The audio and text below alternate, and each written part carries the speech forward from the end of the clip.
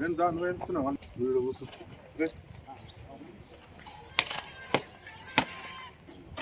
గారు అది మళ్ళీ కౌన్సిలర్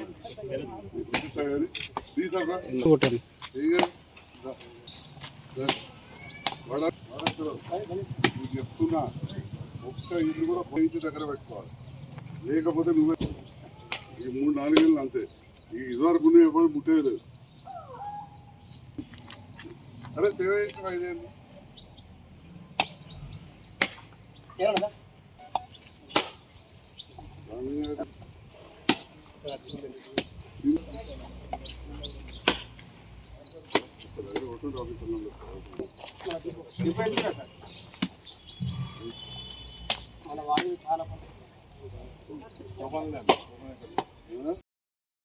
సమీపంలో ఉంది కనుక ఈ రోడ్డు ఎన్నోసార్లు మేము చాలాసార్లు సార్లు రిక్వెస్ట్ చేయడం జరిగింది. సార్ మమ్మల్ని ఖచ్చితంగా మీకు చేస్తా అని చెప్పి మాట ఇచ్చిండు. ఎలక్షన్ టైంలో కూడా ఈ రోడ్ చేస్తా అని మాట ఇచ్చిండు. ఖచ్చితంగా చేసింది. మేము లాస్ట్ టైం కూడా 7వ వార్డు ప్రోగ్రామ్ లో కూడా నేను స్పెషల్ రిక్వెస్ట్ కూడా చేయడం జరిగింది. ఇది ఒక్క రోడ్డు మాత్రం చేయాలి సార్ అని చెప్పేసి అని. ఇది చేసినందుకు సార్ మీకు ప్రత్యేకంగా ధన్యవాదాలు సార్ ఈ రోడ్డు పెట్టినందుకు. అలాగే గత 5 సంవత్సరాల నుండి మన 7వ వార్డులో ఒక 27 రోడ్లు వేయడం జరిగింది. ఇంచుమించు 90% ఇంకా రోడ్స్ అన్ని కంప్లీట్, ఈ రోడ్ తోటి మొత్తం అన్ని కంప్లీట్ అయిపోతాయి. చాలా సార్ థ్యాంక్స్ సార్, మేము అడిగింది ప్రతిదీ కూడా ఇచ్చినందుకు ప్రత్యేకంగా ధన్యవాదాలు తెలియజేస్తున్నాం సార్. ముఖ్యంగా 7, 8 అంటే మా తిరుమలన్న ఏ రోజు కూడా సార్ సార్ ఒక నిమిషం సార్, మనకు చేసిన అభివృద్ధి గురించి సార్. 7, 8 తిరుమలన్న కూడా ఎప్పుడు కూడా మాకు విభేదాలు లేకుండా ఏ రోజు కూడా తిరుమలన్న పెద్దోడు గౌరవంగా అన్న ఇది చేద్దామంటే తమ్మి ఓకే అని చెప్పేసి కలిసిమెలిసి చాలా అభివృద్ధి పనులు చేసినాం. చాలా థ్యాంక్స్ సార్, మీరు కూడా సహకరించినందుకు. ఈ రోజు ప్రోగ్రామ్ కు పిలవగానే ఇచ్చేసినటువంటి ప్రతి ఒక్కరికి ప్రత్యేకంగా ధన్యవాదాలు. ఇల్లు కట్టుకుంటారే మన 3 నెలలు ఎటు వాళ్ళు తెలుస్తాయి, మా 3 నెలలు ఎటు వాళ్ళో తెలియని పరిస్థితి. ఇవి మొగిలో పని మొత్తం ఆపి ఇలా మొదలు పెడతా అన్నాడు, కానీ నాడ కొద్దిగా చిన్న పని ఉండి ఆపినాం.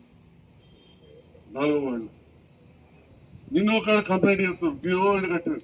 అది చెరువే ఉన్నది, ఆడ FTL చూసేది లేదు, ఆడ బఫర్ జోన్ చూసేది లేదు. అయిపోయి పాత కంటే ఇంకా 4 మీటర్ల ముందరికి వచ్చారు, వెనుకకోడు కాదు. వెనుకనే ఎట్లా బతకాలని అప్పుడే కొద్దిగా వెనుక జరిగి కట్టుకున్నాం. ఎందుకంటే గంజరోడు చూడరు ఎంత మంచిగుంటుంది. గంజరోడు ఎప్పుడు మా తాతలు మా ఇల్లు కానీ ఎంత పెద్ద 2 లారీలు నిలబడతాయి. అందుకే ఆయనతో వ్యాపారం నడుతుంది. ఇవాళ కూడా ట్రాన్స్పోర్ట్లో మెడికల్ లేకపోతే చీకటి అయిపోవు, మొత్తం అంత ఇటవచ్చు. అప్పుడంతా అన్నీ ఉండే. ఈ సాయిబారు రాదు కదా, మా నాన్న నాకే ఇచ్చేది. నేను అమ్మిన దానికంటే ఇప్పుడు 100 రెట్లు పెట్టా, ఇప్పుడు దొరకదు. తీసుకుని ఉండేడు. ఇప్పుడు సాయిబారు ఏదైతే ఉందో 11 గుంటలు షాపులు కనబడుతున్నట్టు పని చేసుకుంటూ పోతే, కానీ అప్పుడప్పుడు 5-5 లక్షలు టెండర్లు పెట్టుర్రు, 10 లక్షలు టెండర్లు పెట్టుకునేటోరు. మా బొగిలో 20-25 లక్షలు పెట్టినా అరే 2 ఎక్కల బిల్డింగ్లు పెడదామంటే ఇలా రోజు ఇదే పని అంటున్నాడు. పక్కకు తనే ఉన్నాడు ప్రెస్ మీట్లో. కాబట్టి దయచేసి చెప్పేదంటే అభివృద్ధిలో ముందుండాలని నేను గౌరవ ముఖ్యమంత్రి రేవంత్ రెడ్డి గారితో పనిచేస్తాను. విమర్శలు వచ్చినాయి. అసలు విమర్శించిన వాళ్ళే అంతకుముందు ఆకర్షించిన వాళ్ళు కదా, అంతకుముందు వేరే పార్టీలో తీసుకునే వాళ్ళే కదా. దాన్ని కూడా పట్టించుకోండి. మీరు పట్టించుకుంటే అప్పుడు బాధపడదు. మీరు పట్టించుకోవద్దని కోరుతున్నారు, ఎందుకంటే పని చేయాలి. మీరు నిజంగా కూడా మీరు పట్టించుకుంటే గిద్దమని వస్తారా 10 నెలల. కాబట్టి పోయినందుకు దాన్ని సార్థకం చేసుకున్నాం. డబుల్ బెడ్రూమ్ దగ్గర మాట్లాడితే డబుల్ బెడ్రూమ్ అంటే ఎవరైనా డబుల్ బెడ్రూమ్ దగ్గర పెట్టడం మనవి కదా. ఎందరు పోయినా మన దగ్గర 170 ఇంటూ 3 వేసినా ఎంతమంది చెప్పారు? 500 మంది. ఈ దగ్గర 200 మంది, 500 మంది. మరి ఈ ఏరియాకలే 1000 మంది వాడి, ఈ ఏరియాకలే 1000 మంది వాడి. మరి అదంతా మనలే కదా. అలా డీల్ అంతా కరెంట్ వద్దా, సాయంకాలం వద్దా?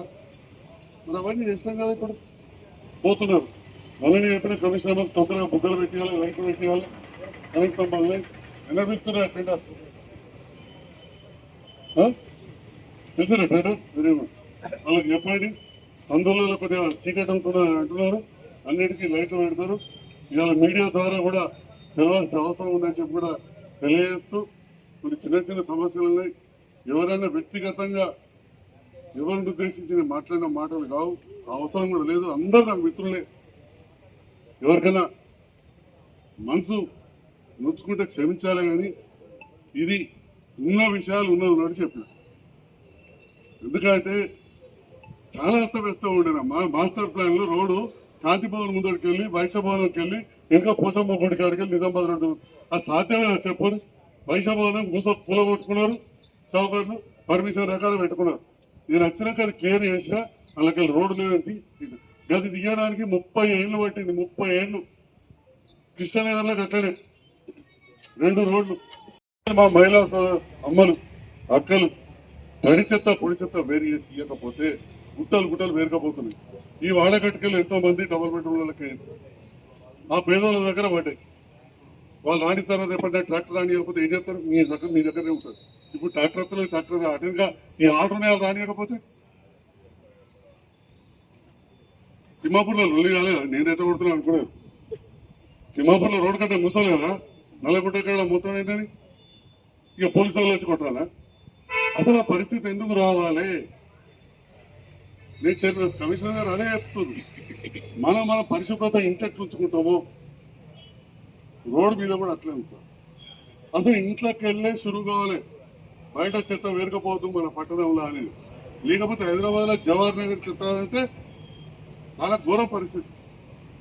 మీరు మార్కెట్ పోతే ఖచ్చితంగా గుట్టవాడు పోవాలి. నిలబడి చెప్పిన నేను పోతుంటే గడవరిక మార్కెట్ ఆ పండుగలు ఉన్నాయి, వెనుకబడిపోతుంది. నాకు సర్కార్ పనులు అది బాగా తిరుగుడు సైకిల్ మార్కెట్ పోతుంటే టవర్ కాడ మహిళ అనే దగ్గర అవుతుంది. ఇప్పుడు ఏం చేస్తారు? గుర్రం మా భాస్కర్ పోతాడు, ఇటు ఫ్రైలు కొట్టు ప్లాస్టిక్ కవర్ వేసిస్తారు, దాన్ని బండి తొలగేసుకొని వస్తారు.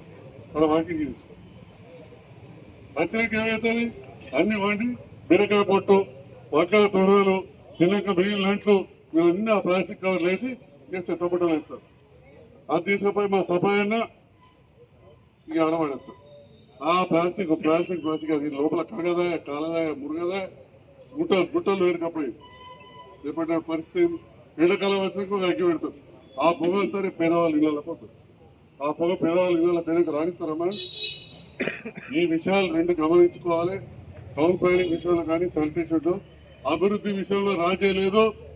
ఈ ఉమ్మడి జిల్లాలో అత్యధిక నిధులు వచ్చిన పట్టణం ఏదంటే ఇలా జయించాలని చెప్తున్నా.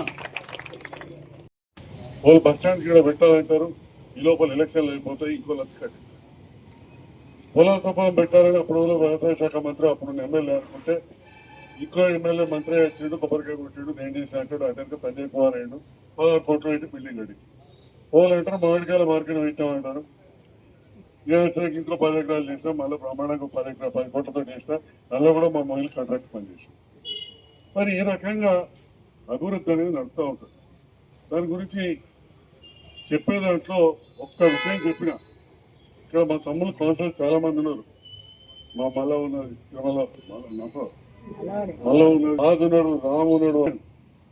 మీకంటే ముందటి కౌన్సిలర్ల కంటే మీరు డబల్ పనులు చేయకపోతే నేను ఎలక్షన్ అయితే ఇది వాస్తవం కదా. మీ కౌన్సిలర్ల దగ్గర ఉందా? ఎక్కడన్నా రికార్డ్ చెప్పినా? నీకంటే ముందు ఏ కౌన్సిలర్ ఉన్నాడో ఆ కౌన్సిలర్ డబల్ నిధులు తీసుకొస్తా అని చెప్పి 4 గంటలు తీసుకొచ్చినా చెప్పి సగర్వంగా చెప్తా ఉన్నా. మరి రేపటి నాడు ప్రజలు ఏం ఆశిస్తున్నారు? సంజయ్ కుమార్ నుంచి గెలిపించారు కదా. కొద్దిసేపు అటు ఇటు పోతుంటారు పిల్లలు కూడా, ఒకసారి అటు ఇటు పోతుంటారు. గట్లనే మా బోలు కూడా అటు ఇటు పోతాయి, ఎటు పోతాయి ఇటు. మౌలిక వసతులు అనేది ముఖ్యం. కరీంనగర్ లో మౌలిక వసతులు పెంచుట్ల కరీంనగర్ డెవలప్ అయింది. జైత్యాల కూడా కరీంనగర్ సమానం. అది పురాతన మున్సిపాలిటీ. అందరికంటే ముందుగా కాలువలు వచ్చినాయి, ఈడ పైసలు వచ్చినాయి, రైతులకు పైసలు వచ్చుట్ల కూలీలకు తప్పిస్తే దుబాయ్ మస్కట్ పోయి సంపాదించుకొని వచ్చిన పైసలు. ఇవన్నీ వాస్తవాలు. ఇక్కడ ఇంత పెద్ద కమాండ్ ఏరియా ఆఫీస్ ఆడ, ఇక్కడ చలిగల్ ఫామ్, మరి అవన్నీ కూడా 80 కంటే ముందు 70లలో అయినాయి. ఇక పాత రాజకీయాల పద్ధతి నా కుటుంబం ఏందో అందరికి ఎరికేడు బాగానే మంది పెద్దలు, లేకపోతే నిగర బాబా చోటలు అడుగు చెప్తారు. మరి ఆ నిరంతర ప్రక్రియలో ఈ జైత్యాల అభివృద్ధి ఎవ్వరేం చేయలేదంటే నేను ఒప్పుకోను. అందరూ చేసారు, రన్ననే చేసాడు, ఇంకోళ్ళు చేసాడు, పెద్దవాళ్ళు చేసాడు, అందరూ చేశారు. ఎంపీలు కూడా గెలిచి ఎంపీలు కూడా చేస్తారు. రైల్వే స్టేషన్ నరసింహారావు ఫౌండేషన్ ఇస్తే, విద్యాసాగర్ కరీంనగర్ దగ్గర ఇస్తే, కేసీఆర్ గారు జైత్యాల ఇంకోళ్ళు కొద్దిగా ముందడు తీసుకుపోయారు కాగితమ్మయాల్లో, అరవింద్ గారి ఇంకా కొంచెం మంచిగా చేస్తారు. ఇది నడుతూ ఉంటుంది. కానీ మనం ఇక్కడ బాధ్యతగా, నేను వార్డ్ ఆఫీసర్ చెప్తున్నా, ఎవ్వరైనా కానీ రోడ్డుకు సెంటర్కి వెళ్ళి 15 ఫీట్ల లోపల కుర్తీలు కట్టడం మొదలు పెడితే నువ్వు బాధ్యత వచ్చి రిటర్న్ కంప్లైంట్ చేయాలి టౌన్ ప్లానింగ్ వాళ్ళకు, కమిషనర్ గారు. ఇక పాత గులో కొట్టు పని పెట్టుకోదలుచుకోలేదు, కానీ కొత్తవి ఖచ్చితంగా ఉండాలి. లేకపోతే ఎట్లా కడతామంటే మోర ఎట్లా కడతాము, స్తంభం ఎట్లా ఇస్తాము. చాలా బాధ అనిపిస్తుంది. ఇప్పటికి కూడా దాదాపు 14 జోన్లలో శంకురాపల్లి మన బీకేపీ ముందట తలవాడే కొన్నాల ముందట ఇట్లా 14 ఏరియాలలో పర్మిషన్ లేకుండా అడ్డబాలు కట్టేశారు. లేదని చెప్పి చేస్తే ఒకటి, ఇంకొక దగ్గర రోడ్ ఉండాలని పెడితే బైపాస్ రోడ్ కరెక్షన్ అయింది. సెకండ్ డాక్టర్కి వెళ్ళి 6 గంటల వరకు ఆగిపోయింది. మళ్ళీ కరెక్షన్ అయింది. 15 మంది ఇల్లు కట్టుకున్నారు, రోడ్డు పోతున్నాం. నీళ్ళ విషయంలో 10 ఏళ్ళు ట్యాంకుకి నీళ్ళు ఎక్కియాలి, మనకి నీళ్ళ కష్టం ఉండే. ఇవాళ ట్యాంక్ ఎక్కించినాం, నీళ్ళు వస్తున్నాయి, పైప్ లైన్లు అయినాయి, ఇంకా గణేష్ నగర్ లేవు, బోగులేడు పైసలు ఉన్నాయి, చేయించుకోవాలి. కొత్త ట్యాంక్ కూడా కడుతున్నాం. ఆ తర్వాత కింద సమస్య వస్తుంది.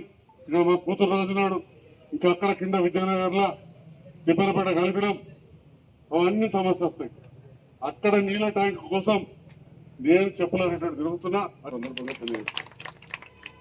మౌలిక వసతులు వేస్తే మన పట్టణం అభివృద్ధి అవుతుంది.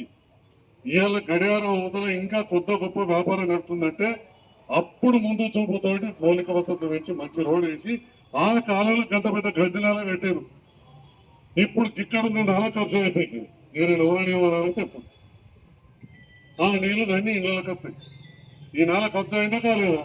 నేనే అప్పుడు ఈయన మొదటి ఇల్లు కట్టినప్పుడు నాల ఎత్తుండే, ఇప్పుడు మెల్లగా ఎంత కట్టింది. మరి అప్పుడు ఈ ఊరు జనాభా 20,000 ఉన్న కాలంలో ఎంత పెద్ద గంజనాలు కట్టారు. కింద గడియార కింద అంతా చేయాలి. మరి మనం ఏం చేస్తున్నాం అనేది అంతా సర్కారు చేస్తుంది. కాబట్టి దయచేసి మీరందరూ కూడా అర్థం చేసుకొని మేము ఎన్నంటే ఉంటాం. మీరు కల్పించారు కదా, నువ్వు అన్ని వార్డులలో నాకు మేటిచ్చారు. జైత్యాల హిందూ, ముస్లిం, సిక్, ఇసాయి, మాదిగా, మాల, వెల్మా, రెడ్డి, ఏ ఎవరైనా ఉండని, ముదిరాజు ఉండని, పద్మశాలు ఉండని, అన్ని వార్డులలో దాదాపు మేడాట వచ్చింది. ఎందుకు దీనివలన అస్తవ్యస్తం అయిపోయింది.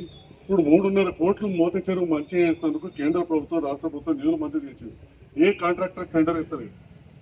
ఎందుకు ఎత్తలేదంటే 7 వేల వాడు పనిచేసిన డౌటే. నాకు ఈఎండి అది ఇది కట్టు ఉంటుంది, గుర్తుగా అడిగితే చెప్తారు. ఆనత కట్టి ఆ 100 కోట్ల పనికో 1 కోటి రూపాయలు 2 కోట్ల కట్టేకి కలిసి పనిచేయ రాకపోతే అంతే సంగతులు అవుతుంది. అయిపోయి ధరూరు వాగు పక్కకు మాకు 10 ఎకరాలు మారుతుంటుంది, మూకపోతుంది, అలా చెల్లెలు ఇక్కడ తాగుతుంది. ఇప్పుడు ఏమైంది, వాగు కాదు, ధరూరు మోరైపోయింది, మోరైపోయింది, మోరైపోయింది. ఇప్పుడు ఆ చెరువు మంచి 3 కోట్ల 15 లక్షలు మంజూరు అయింది. గుత్తేదారు కూడా ముందరికత్తారు. చింతకుంట కళ్ళపల్లి కూడా మంజూరైంది. ఎవరు ఎందుకంటే నిన్న ఒక కళ్ళ ముందంటే చింతకుంట చెరువు కూడా నీళ్ళు పోయి 4 వాళ్ళ పేద కట్టి 7 వస్తాయి సార్ అని చెప్పి ఆ వాళ్ళ కట్టలో చెప్తున్నా. నాదేం పోతుందా, నేను ఉండటం కమ్యూనిటీ కోసం మీరు చేయాల్సిన పనులు నాలుగు కబ్జాలు కాకుండా చూసాడు, వెనకలి కట్టుకోవడం, తడి చెత్త పొడి చెత్త వేరేసడం, ఇవన్నీ కూడా ఉంటాయని చెప్పి సందర్భంగా తెలియజేస్తాను.